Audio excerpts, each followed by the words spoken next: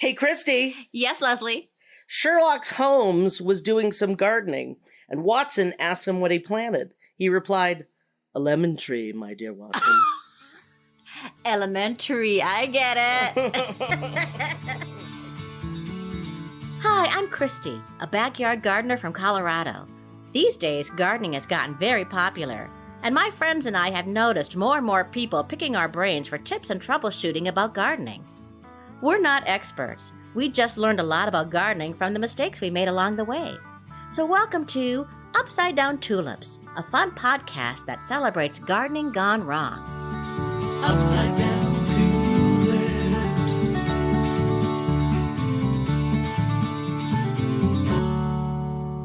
Hello, gardeners. And hello, welcome back, Leslie. Hello. Thank you for welcoming me back. I'm so excited to be here. Well, I can't believe we were able to fit you in the schedule, Leslie, because as friends who listen to the podcast know, Leslie is one of Denver's most beloved actors. Oh, that's kind of you. And you just finished a run of a play in Colorado Springs. Yes, The Half-Life of Marie Curie. And now you are getting ready for a whole season at Colorado Shakespeare Festival in Boulder. Yes, I'm very excited about that. But in between, we're gonna garden. Squeeze me in. You know that April 28th, Leslie, is going to be Arbor Day. You know, I don't know what Arbor Day is. I mean, I know what it is because I've heard of it. Uh-huh. But what does it mean? It means plant a tree. Oh, I love that. Oh, that's great. Yeah, it's a great time of year to plant trees in April. And May 1st is going to be National Sunflower Day. Oh, I love sunflowers. Also great to winter sow. Winter sowing. Which is our topic. I'm very excited about that. I got my jugs. Well, it's funny because the other day, Leslie, somebody said, "Oh, Christy, I wish I had time to winter sow, but I guess I missed the window." And I said, "Actually, no, you can still winter sow in April and May." That's awesome. We just call it winter sowing because that's the technique. So I guess our big topic is winter sowing in spring. I love that. Something like that. That's going to be my new favorite thing. Oh, great. And of course, on May 6th is World Naked Gardening Day. Leslie.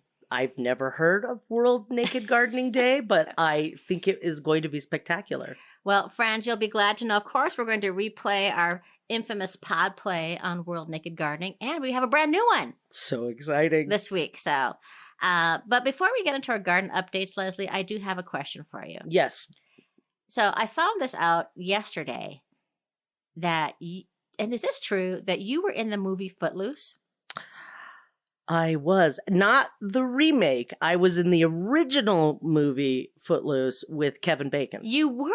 Yes. So, you know that game where 6 degrees of Kevin Bacon? Yeah. You are now 2 degrees of Kevin Bacon because I am 1 degree of Kevin Bacon. Gosh. And you, what, tell me about your part. Well, I played a character named Erlene, who in the movie, she's learning how to dance on the TV and all this stuff. But then my part got cut after we started filming, but they wanted to keep me around. So they're like, "We'll just keep you around and we'll figure out a place to put you in." So I ended up with a couple of scenes, but I had, one scene with Kevin Bacon. And it was at the 7-Eleven, and it was really kind of fun because I was working with the stand-in. We were doing it. There was no lines. He said, "Just make something up," the director. And so, we were doing our thing. And then Kevin steps in, and we start filming. So cute when and he's movie. So nice. In those jeans. Oh, he's so great. And so he they go, "Okay, action." And Kevin says, "So do you think you'll go to the dance?" And I looked him in the eye and I couldn't speak. I just stood there staring at him. And they're like, "Cut." They're like, "Honey, he's got lines. You can't just stare at him." And I'm like, "I'm so sorry. I'm so sorry." And Kevin's like, "No, it's okay. It's okay. You're doing great. You're doing great." So, so then we, roll again. And he's like, so you think you go to the dance? And I'm like, well, I don't know. They say dancing in the Bible is bad, and my parents are very religious, and I don't think, anyway, I did a whole monologue. And they were like, cut, it's not a monologue, just say one line. And I'm like, oh, I'm so sorry. And he's like, yeah, but that was good. That was good. That was really good. So anyway, one more time, he says, you think you go to the dance? And I said, I don't think my mother would approve. And that was the line. So that's nice. So we have to I have look one right line to Kevin Bacon. I was like 17, so I mean. Oh my gosh! I just that's when I think dating me. I've known you all these years, I learned something new about you. He was really nice, though. They called him One Take Bake because he always got it on the first take. Wow. Yeah, that's awesome. Well, all right. It is a gardening show, so let's get on to the garden talk.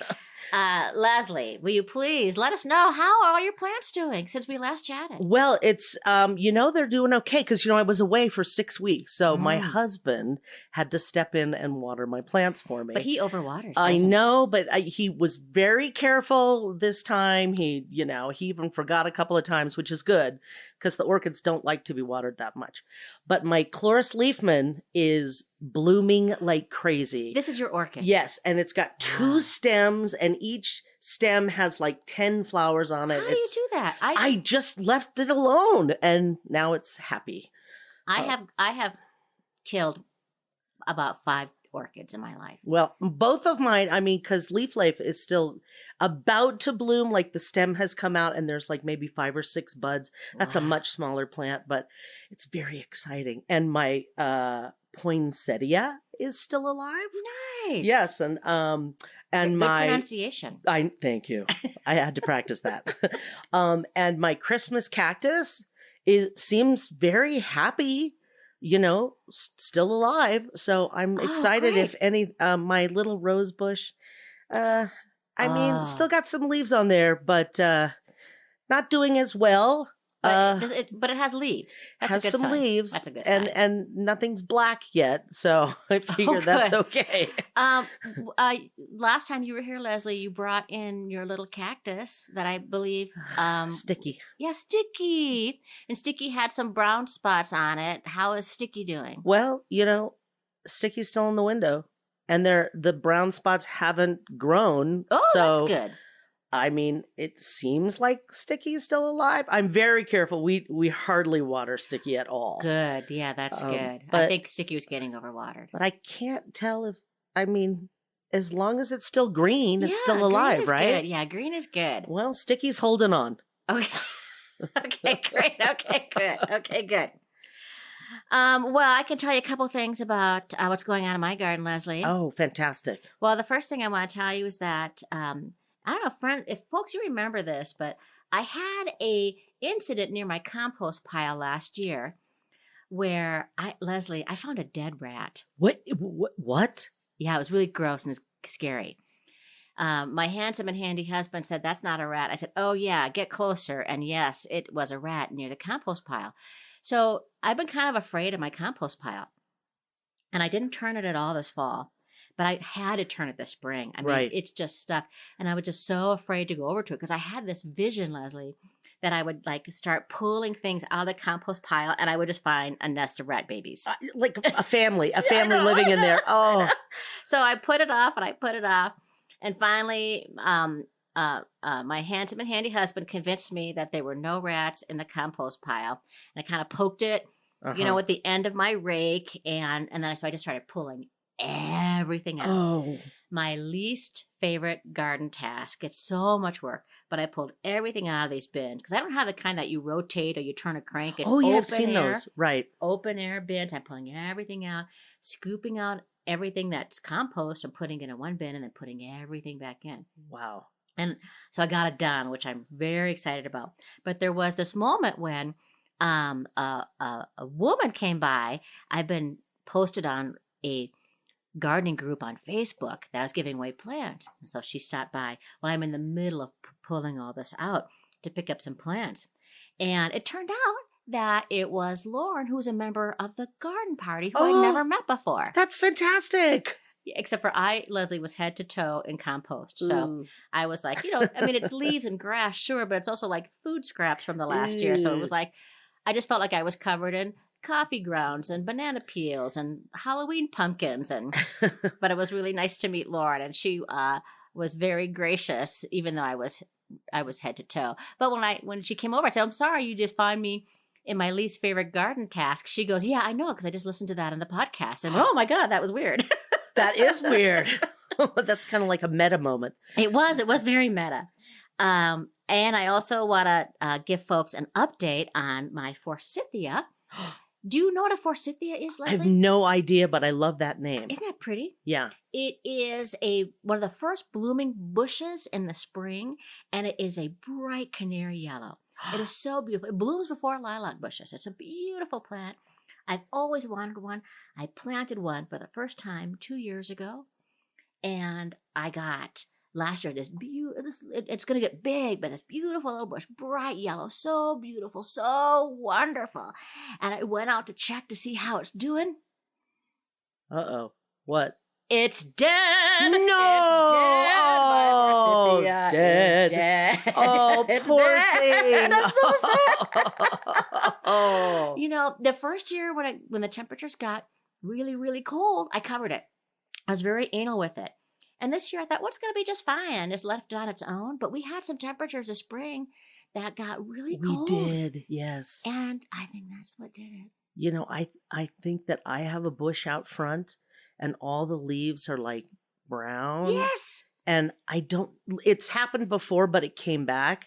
I'm not sure this time. It's the end of April. I don't know. It's dead. It's Dead. dead. It's dead. I know. Oh, I'm just so devastated by it. Well, you know, these things happen. Yeah. I should, learn from my mistakes, folks. If you have a young establishing plant in the winter and the temperatures get below 20 degrees, cover. I never even thought of that. That is a great... Oh, well, I'll have to remember that. Well, friends, if there are words or terms you don't understand, please check out the funny and informative Upside Down Dictionary at upsidedowntulips.com, or you can click on the link in our show notes. You can be like Lauren and join the garden party, which means you throw us a couple bucks each month so that we can continue providing you this free podcast. We also have stuff on Facebook, Instagram, Pinterest, and we encourage you to buy some of our fabulous merch that we have available on a link in the show notes too. We love merch. And now, Leslie, here comes a repeat of one of our most popular pod plays on World Naked Gardening Day with the always lovely Edith Weiss. We love Edith.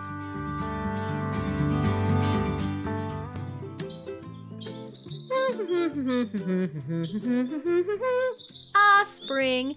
Such a beautiful sunny Saturday. I love Colorado in May.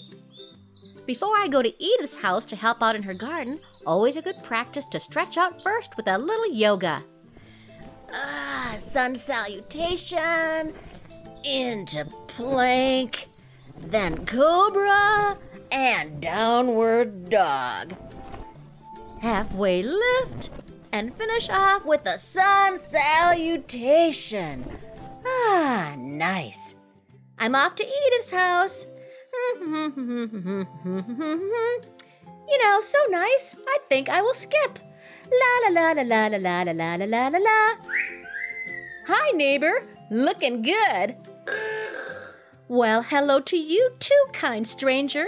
And right back at ya. Careful there. Edith, hello. Ready to plant some roses? Just a second, Christy. Be right there. Just gotta get my gloves on. There we go. Here I am. Oh my gourd! Christy! What in the living French toast are you doing? What? Christy, you are in your birthday suit. Well, sure.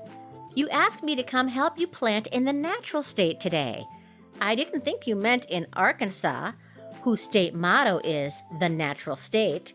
I meant natural as in organic, no pesticides. But today is the first Saturday in May. It's WNGD. Naturally, I assumed you meant me to come in my altogether. WNGD? Why, World Naked Gardening Day, silly. The annual international event celebrated on the first Saturday of May by gardeners and non-gardeners alike. The more important question is, why aren't you naked as that jaybird over there? What? Sure. Think of the benefits of bare, unabashed gardening, the satisfaction of exercising in the great outdoors, the attractiveness of an all-over tan, more vitamin D where the sun doesn't shine. And don't forget accepting all forms of the human body. It's been a thing since the Garden of Eden. Well, if you put it that way. Woohoo! There you go. World Naked Gardening Day. Tend to your portion of the world's garden unclothed as nature intended, in the natural state. But maybe not the roses. Ouch! Holy shiitake mushrooms, that's smarts. Okay, so we're talking about winter sowing in the spring. Yeah, I love it. Winter sowing, friends, is an outdoor seed starting method. And so the basics of it is that you can recycle any kind of container with a lid and turn it into a mini greenhouse. You fill the bottom half with soil and seeds, and you tape the two halves together, and you put the whole thing outside and let the seeds decide when they want to germinate. I'm very excited about this winter sowing. I've been saving my water jugs. Oh, good. My distilled water jugs under the bed. I had, Under the bed? Yes, because I just shove them under the bed when they're empty, And my husband was like, "Why are all these jugs under the bed? Are you crazy?" And I was like, "No, these are for winter sowing." And he's like, "I don't understand." And I'm like, "Well, you just have to trust me. Do not throw out those jugs. I need them." Well, it's a great way of seed starting. What's nice about it is that the seeds know when to germinate, and your plants will be better adapted to your climate than plants that you start inside or plants that you bought at the store. If you want to, of course, for a lot of folks do start seeds inside, but that means you have to have space for it. You have to buy the grow lights for it. And then you still have to take your plants outside and harden them off and hope they survive. And these plants that are started outside are already used to what your climate is, so they're a little hardier. When you have them outside, does it matter where you put them? Like, can you put them on the porch, or do you put them next to a wall so that they have heat? Or I don't exactly know how it works. Yeah, I've had them in all sorts of places. Really? Yeah. They just when you think about like how seeds grow outside, they just find a way to grow. Like if you were just sprinkling seeds outside, they just know when to start to come up. Now it's called winter sowing because most people do it in December, January, February. And that's when folks will winter sow perennials, which are plants that come back every year, that need cold stratification. So these are plants that need cold and moisture in order to germinate. Cold stratification. Okay, I just learned something new. Good. Now, a lot of people will also winter sow in mid to late March, and you can start winter sowing hardy annuals. Like pansies, to me, is always a great example of I have pansies out in my pots right now because they don't mind a little cold. Oh, I love pansies. They're so pretty. Look at their little faces. And like it's supposed to snow tonight in Denver. And the pansies will be fine. I had no idea. Yeah, a couple inches. Really? Yeah, 1 to 3 inches, Leslie. This is the middle of April. Yeah. Okay. We've had such huge swings. Yeah. It was 80 degrees last week. That's crazy. However, you can still winter sow. I'm putting that on quotation marks in April and May. And you can do tender annuals, and you can do vegetables, and you can do herbs. Herbs. Right. Herbs. You know what I'm thinking. I know what you're thinking. I'm thinking I have some revenge basil coming. You do. Well, let's go through some of the supplies and some of the ways to do it. And then we'll sow some seeds. I'm very excited about that. So my favorite is the milk jug. I've got my jugs right here. You have water jugs, right? And as you can see, Leslie, that this milk jug, I've cleaned it out. And I have cut it about 4 inches above where, from the bottom and kind of below the handle. But I didn't cut it off all the way. I left about maybe 2 to 3 inches. I see. So it has a hinge that can go back and forth on it. And so I used a scissors to do that. And then in the bottom, I have I put holes in for Oh, drainage. yes, I see. I did that with the scissors, but you can also do it with a drill. You could do it with an owl. Is that how an AWL? Oh, yes. You It's know, like a punching tool. A punching thing. Yeah. You can do it with that too. And I have filled it with some seed starting mix. Oh, yes, I see. It's lighter than I kind of mix this actually. This is like potting soil mixed with seed starting mix. You can just use straight seed starting mix, which is a soilless soil. Soilless soil. I know that doesn't make any sense, does it? Is that an oxymoron? Is that what that is? Like military intelligence? Oh, that's good too. But this is a combination of that and just some potting soil that I just, got at the store. It looks very moist. Shout out to moist. Moist. Yes, it is moist. In fact, I pre-moistened it. Now, how did you do that? I put water on it. Oh, that's all you did. Yeah, that's all I did. It's not like I have to soak it or anything. Yeah, no. But you notice how, look at this dark color. I always kind of say, it's moist enough if it looks the color of like chocolate cake batter or brownie batter. Yeah. But if it looks like the color of dry cake mix or brownie mix, then you need to water it. Okay. And so I put drainage holes in here. Now there's variations on containers if you don't want to use milk jugs or you're using water jugs, right? Right. I think it's about the same thing. You don't have to use these. This is what most people will use, these type of jugs though. I love that built-in handle so that you can open it up really easily on that hinge and close it up. Yeah. And notice how I don't have the lid on it at all. You don't use the cap from the milk jug or the water jug. You don't use that at all. You can just recycle that or throw it away. I guess I didn't have to spend 10 minutes looking under the bed for the top of no. my milk jug. Oh, no. Dang it. I was Sorry. like, where is it? It's here somewhere. Oh no, yeah, you don't need the top at all. Good to know. But if you don't have, and you know where I got these milk jugs at? I got them at Starbucks. No.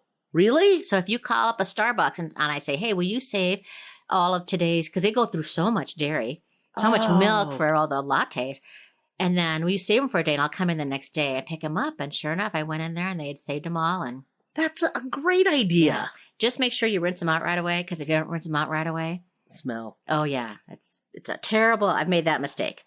But if you don't have these type of jugs, you can use other things too. You just need something that's made out of plastic or foil that has some kind of transparent lid. Because you notice how the milk jug and the water jugs are a little opaque. Yeah. So that means the sun will peek through there. So I see. So it's creating, because you've moistened the soil and because it has a lid and the sun can go through it, it's a greenhouse. It's a little baby greenhouse. A tiny greenhouse. I get it. Nice. You could also use 2-liter bottles. Oh, yeah. Same thing. Just make sure when you cut it that you leave, like a good 4 inches at the bottom so that there's room for soil, and then give yourself a little hinge if you want to. I'm very excited to try this. You could use disposable food containers. Oh, really? Yeah.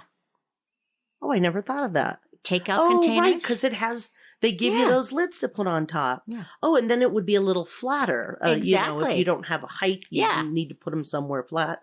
Yeah, it's good for it to have some height, because when the plants grow, they'll need a little bit of room. Course. That's why milk jugs and 2-liter bottles are really nice. But I've also seen people use takeout containers. Seen them use ice cream buckets. Wow. Those containers you get from the deli.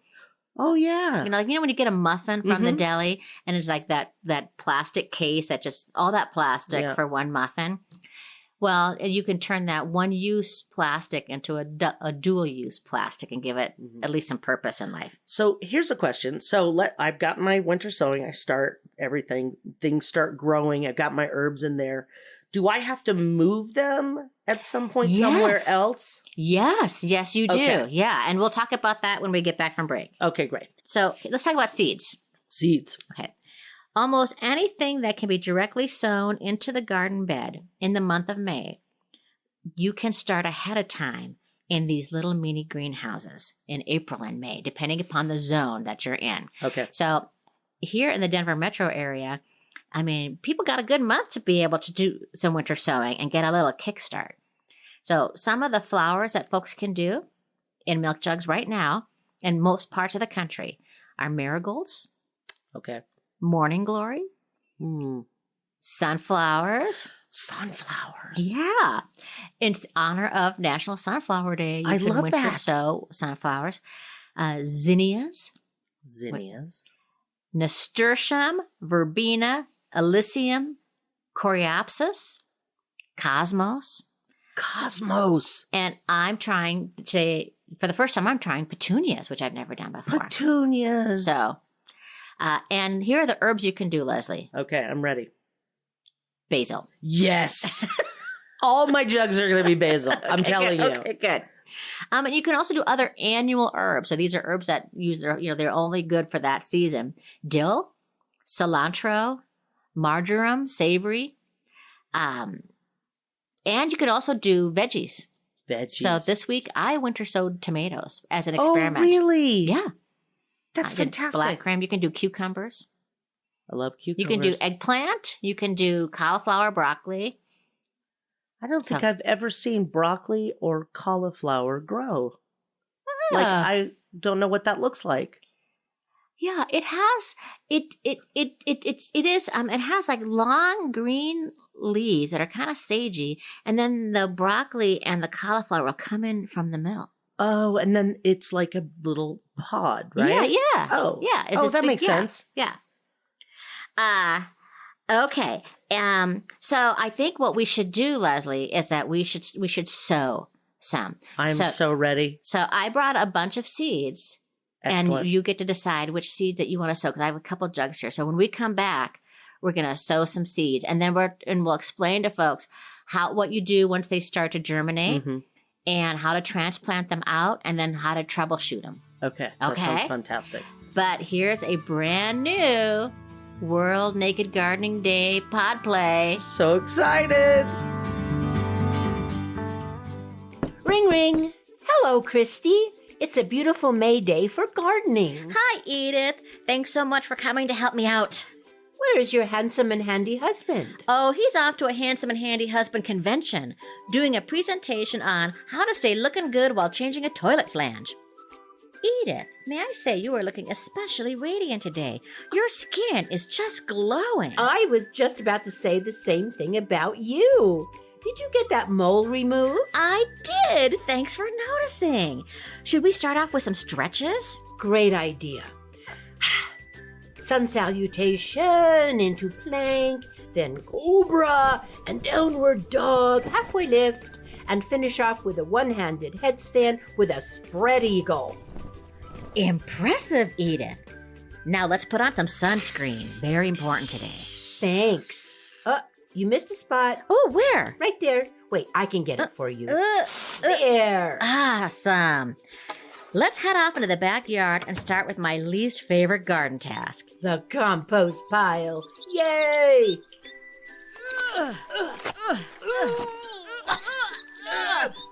Whew, that's a lot of work.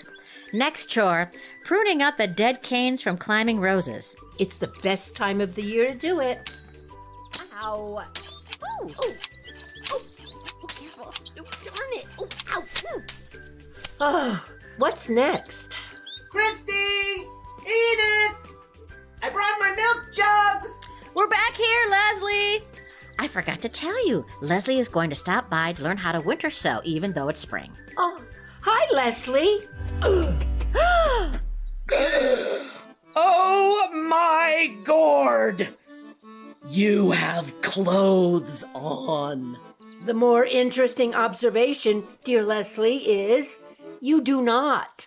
You told me today is World Naked Gardening Day, an annual international event celebrated on the first Sunday of May by gardeners and non-gardeners alike. What in the name of William Shatner is going on around here? World Naked Gardening Day is celebrated on the first Saturday in May, not the first Sunday. Oh. I wish I'd known that before I went to church. World Naked Gardening Day. Tend to your portion of the world's garden unclothed as nature intended. The first Saturday in May. So, I brought my jugs out for nothing? Okay, so here in front of us, we have a jug that's been cut with a little hinge and holes on the bottom, and we have pre-moistened soil. Love it. And I have some annual herbs here, Leslie. What are you in the mood for? I have some dill, I have some basil, I have some cilantro. You know, I actually like all of those things. I mean, basil is number one for me, but can you put those seeds all together in one pot, or do you have to I mean, I've got like 6 jugs here. So Right. You absolutely can. The plus side of that is that if you don't want like a lot of basil, a lot of dill, you could definitely put different ones. The tricky part is that when they start to come up, do you know what they are? Sometimes I put little labels inside. Oh. You know, so if you want to, I think we should do this one all basil, and then we can do one has different rows in it. I think that that's a brilliant idea. Okay. This one here is basil Italian. Is that a V? Yeah. Genovese. Yeah. Okay. Genovese. I'm going to say Genovese. Oh, so this is an annual full sun part shade. Oh, and this is Botanical Interest, which is What does that mean? it's one of my favorite seed companies Oh. in Broomfield, Colorado. Oh, Broomfield, right Yeah. down the road. And they have all these beautiful illustrations. So I recommend sowing this pretty thickly, Leslie. So Okay, I'm going to let does you go that ahead mean and sow. when you say thickly? Okay, does that mean a lot of seeds? Yeah. Okay, should I use my fingers to make like a little holes? You do not Or need to because we're you going don't to do cover that? it. We're going to cover it with soil. Oh, so you literally just sprinkle it on. Yeah, so here, let me give you some. Oh, this is very moist soil. Okay. All right, so let me give you that and just sprinkle that all over there and try to get it. This is very so nice. Sprinkling it. exciting. These all seeds are so across. tiny. Aren't they tiny? They're so tiny. Okay, and now it says it wants a 1/4 inch of seed depth. Okay. So So I don't need to pat it down because we're you going don't to go need to right put it on down. there. So here, take some of this soil. Can you see it? I do. Yeah, and then just sprinkle some on top. You have a very nice soil bucket. Okay, so I'm just sprinkling. Yeah. Now, folks, I'm just sprinkling. I'm just doing a small I layer think that's perfect. over all the seeds. I'm getting the corners here. Yeah, get the corners. Yeah, very nice. And then you can pat it down a little bit. That's what I would do Okay. too. I'd give it a little pat. Oh, this is so cool. And one of the reasons why we pre-moistened it is because we will give it a little drink, Leslie, Uh-huh. now. But if it was all dry, what would happen is that the basil seeds would just go all over, and they would have a tendency to probably like go to the corners and go to Okay. the sides, and we just kind of want them to stay there. So yeah, you can give it a little, give it a nice little pat down, and then we'll close it up. Now, if this was January and we were doing perennials, I would wrap this up in tape. Oh, so that it wouldn't, there's So- no leaking. Right, no leaking would come. But you can actually just like take it and like just put it the top Oh, it and just the tucks inside, right in. and just tuck it on the inside. Oh, that's great. Oh, let me try that. Okay. Let's see. Okay. So if you tuck the sides. Yeah, and just kind of tuck it in. Oh, look at that. It's okay. Fits really well. And then here's a Sharpie so that you can label it. Oh, good It's- idea. It's important to label it so that you know what's in it, because when they come up, sometimes you don't recognize what the seeds are. It's good to use a semi-permanent marker because the sun, especially in Colorado, can fade it out. And I've had that happen before where I've labeled it. So sometimes folks will even label in the inside also to be on the safe All side. right. Our basil has started. So, and then you do it just like it says on the seed packet. So it says here, Leslie, look, these should appear in just a couple weeks. Oh, that's exciting. So You leave it outside. You let if it snows tonight, Right. just let it happen. it's okay because it's protected. Yeah. And so the snow's not Yeah. going to bother it. You want to make sure that you keep an eye that if the soil gets dried out. Okay. You'll know that it's doing well, though, because you'll see evaporation happening inside the milk jug, and that means that it's doing this little greenhouse business. Okay. But when you're winter sowing in the spring, you need to be a bit more careful about making sure that you keep an eye on water, because things will dry out Okay. more easily because the weather's nicer. Oh, right. Okay, you want to do another one? I do. Okay. Yes, you want to do some dill? I want to do the Oh. dill Oh, you wanna do and the. Cilantro? Yes. Okay, great. Oh, I love cilantro. My husband does not like cilantro. does it taste like soap to you? Yes, he says it tastes disgusting. Yeah, that's true for folks. Like they have a different part of their chemical makeup. That's so weird. But I love cilantro. So now if I can just do a little gardening and a little winter sowing. I'll have cilantro for myself. I won't have to share. Okay, so this one, I suggest we do 2 rows. Okay. And I think let's do... So this one you don't sprinkle around like we did the basil. We're going to keep it contained on different sides. Right, you're going to pick a side. But Okay. I think this one's cilantro and dill look so different from each other. Much bigger seed than the basil. You know what? It's coriander. Oh, Did you this know is that? coriander. Wait. It's coriander is cilantro seeds. I did not know that. So just do it on one side. I did not know that. That's so cool. Now this one says that it wants a 1/2 inch. A 1/2 inch Of soil. Okay. The depth. So go ahead and put... This It says a little bit more soil. Yeah. Okay. Do I want to put the other one on this side now? Or I'm going to have you wait because the dill is when you actually press into the surface. Oh, okay. So I'm going to cover it up. I'm covering it up now with this. Oh, yeah, that's good. And you said a 1/2 inch? Yeah. Okay. That looks like. It's kind of interesting. Should I do it all over? Sure. Or? Yeah. Okay. You're doing great. Just make sure you get them all covered. Oh, I love playing in the dirt. You know, when I was a kid, I used to make mud pies. Did you ever do that? Of course, yeah. And I would eat them. And I would come into the house and my mother would be like, Leslie, have you been eating mud pies?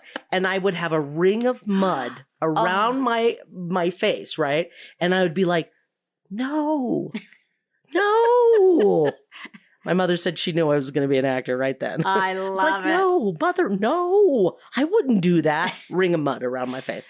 Okay, so now on the other side, we'll do dill seeds. And these you just press into the top layer. So let me give you some I don't dill. sprinkle them around. When you say press in, do I make a hole or anything? Or I just lay them on top and then just go through? Lay them on press? top and then we'll press. But don't put them where the cilantro No, was. that's on the other side. Okay. Oh, these are very flat. Okay. Yeah, that's good. That's good. Okay, wait, I have a whole handful left. Oh, I don't want to lose any. There we go. Get that one. I'm going to get that. Okay. I'm getting this one too. Okay, And so now you just press in with your hand. And you can use like maybe the back of your hand, like I do that sometimes. Okay, wait, I got a rogue. Yeah, like Okay, that. so just press them in. Yeah. All right. Oh, yeah. Okay. Now, how come these ones don't get covered with soil? Because they need sun in order to germinate. Oh. But they need contact with the soil. Okay, there we go. Okay, great. Woo! So we'll cover this one up and we'll label it. And now do you want to do some flowers? I would love to do some flowers. Okay, now here are your choices. These are seeds I collected from my garden. These are African marigolds, so it's a big pom-pom, orange and yellow. Here are cosmos. And then here is zinnia.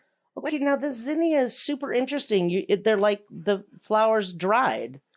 Yeah. So do you just like put the whole pod in the soil? What I usually do, I will sow super heavy because these haven't been made in a fancy seed company like Botanical Interest. Mm-hmm. So, but let me pull all these seeds out on the table. You can kind of see like a lot of this is the chaff, but yeah. the real seed is dark and it looks like a little arrowhead. See that there, Leslie? Oh, yeah, I see that. So now I could go through and pick all these out, but like here's an example of a seed too. See how that's what the seed looks like? It has a little, it's darker. And all the rest of the stuff is the dried up flower petal. Oh, but I see. But I don't have that much patience to be able to pick those out. Right. So I just throw a bunch in the thing. So you just chaff and all. Yeah. So look how much I'm putting in. Oh, that's great. I'm putting in. I'm just over sowing it. All these zinnias. These are pink and purple. Are we going to put soil on top of those? Put soil on top of those. I'm ready. Ready with my scooper. Good. Okay. Is there an inch? How much do I need? An inch, half inch? Another quarter, like that. Yeah, I think you did like a 1/4 inch. Okay. So then we'll cover those up Oh, and we'll all put covered. those out. And maybe in a couple weeks they will germinate. Now I'm going to show you my echinacea that I did, which is a perennial that I winter sowed in January. Okay. Ooh, anticipation. And these are from my own seeds, but look at them all come up. They come up Oh, that's so cool. they come up. It almost looks like a collection of like sprouts, like when you get like It looks like sprouts. yeah. all over the place. And so there's so many of them here. So how do I decide when it's time to plant them out? And do you have to separate them out? We do have to separate. Okay. A big mat, folks, a big mat of little seedlings. And so once they get their second set of leaves, as Edith will call, they get the first set of leaves are their baby teeth, and their second set of leaves are their grown-up teeth. Oh. So once they get a little bigger, you take a little clump of them out and you stick them in the soil. Perfect.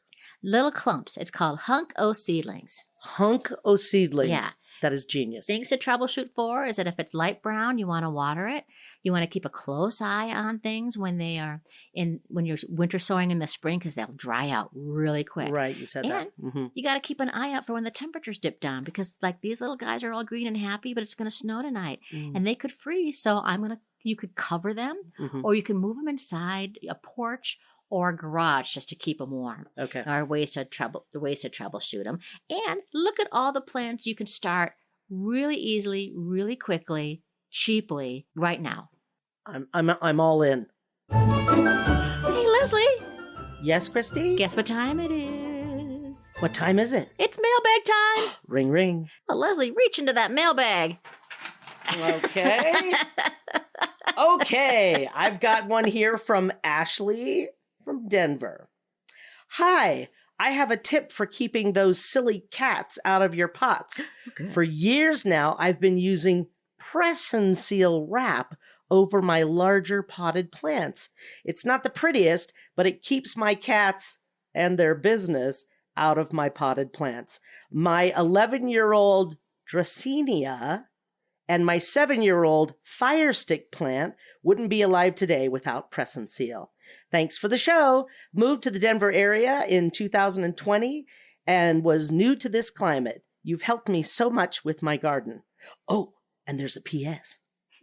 Our cats' names are Jude and Isabella. The Dracaena was a $5 Walmart rescue that my husband used as our first Christmas tree. Oh, that's so cool. Well, Ashley, I appreciate the advice because as friends know, I've had trouble getting my cat Leonardo DiCatrio out of my ficus plant and my aloe veras, and press and seal is a great idea. That's genius. And you know what I did with my ficus plant? This was my handsome and handy husband's idea, is that he cut some chicken wire. Oh. And he put it in the same size as the pot, but a hole for the trunk of the ficus tree to come through.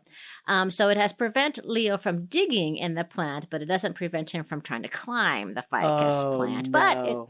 But press and seal sounds like a great idea. And I love that you have, an 11-year-old plant and a 7-year-old fire stick plant. That is so impressive. That fire stick plant, those are so cool. Beautiful, right? Yeah. I know I have a little envy about that. Well, friends, if you have questions, concerns, thoughts, comments, you could write to us, and you too could have your letter read in mailbag. Just write to us at upsidedowntulips.com or at upsidedowntulips@gmail.com. We look forward to hearing from you. Leslie, it's spring.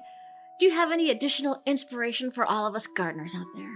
You know, I do have a little inspiration, and it was actually prompted by what you said earlier. I had a different one, but I'm going to change to this. Ooh, spontaneous. When you were talking about how, your plant died, you came out and it was dead, and we were talking about my hedge, which I think is also dead. I found this quote: "There are no gardening mistakes, only experiments." And I kind of like the idea of that because it lets us try things. Yes. And if something dies, we try something else. Oh, well, I guess I'm going to be getting a new forsythia. I think I might need a new hedge. Well, friends, you've reached the end of another episode of Upside Down Tulips. We are Leslie O'Carroll and Christy Montour Larson. And if you got some laughs and some value out of this week's episode, could you do us a favor? Hit that subscribe, like, or follow button wherever you're listening to your podcast right now. And thank you so much to Denise Gentilini for composing and performing the Upside Down Tulips theme song. And if you want more, you can find it at denisegentilini.com or you can find it at upsidedowntulips.com. And thanks to the many talents and the kind heart of our dear friend Edith Weiss. Thanks, Edith. Join us in 2 weeks for another episode that will delight and hopefully amaze you. And don't forget, if you make a mistake, your garden will forgive you. Upside down to